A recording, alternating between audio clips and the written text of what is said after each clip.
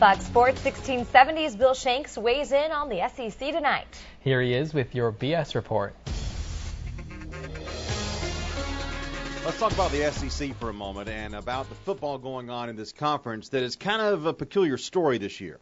First, you've got Alabama and LSU, two outstanding football teams. They may be the two best teams in the country. Oklahoma may have something to say about that later on in the year. But for right now, I think we could say that Alabama and LSU looks far superior to anybody else. Arkansas is very good as well. They probably will be a 10-win team and have a chance to be very, very good under Bobby Petrino, so you have to respect them. But after that, do we really know if this conference is any good or not?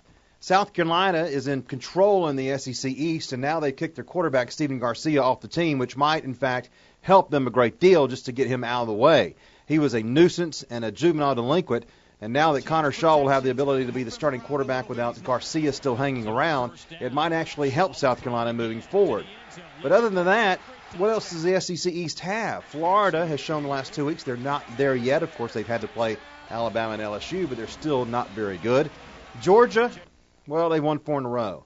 And everybody's getting excited about that. And look, after the first 2 losses of the season, they had a right to be excited about a 4-game winning streak. Let's take a look at this for a moment. Georgia beat Coastal Carolina. Who cares? They beat Ole Miss. Awful. They beat Mississippi State, who's probably the most disappointing team in the SEC this year, and then Tennessee.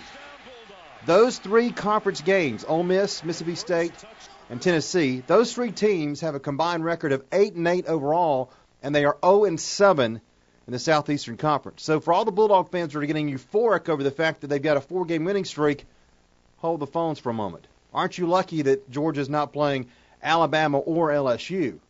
That would be embarrassing. And if you think Georgia might win the East, which they might, they could still win the East. What's going to happen if they get to the Georgia Dome and have to play Alabama or LSU? That's really the problem with the Southeastern Conference right now. It's a little tilted to one side. The West is very, very good, while the East is just not very good. Tennessee showed the other night they're not very good. Now they've lost their quarterback for about a month. Vanderbilt, Kentucky, well, they're Vanderbilt and Kentucky. So this conference, while it is known as the powerhouse in this country, is really led by 3 teams, Alabama, LSU, and Arkansas. And we'll probably see one of those teams win the national championship. But don't think that just because Georgia has won a couple of games in the conference, they're having a great season. Let's see them win against Florida. And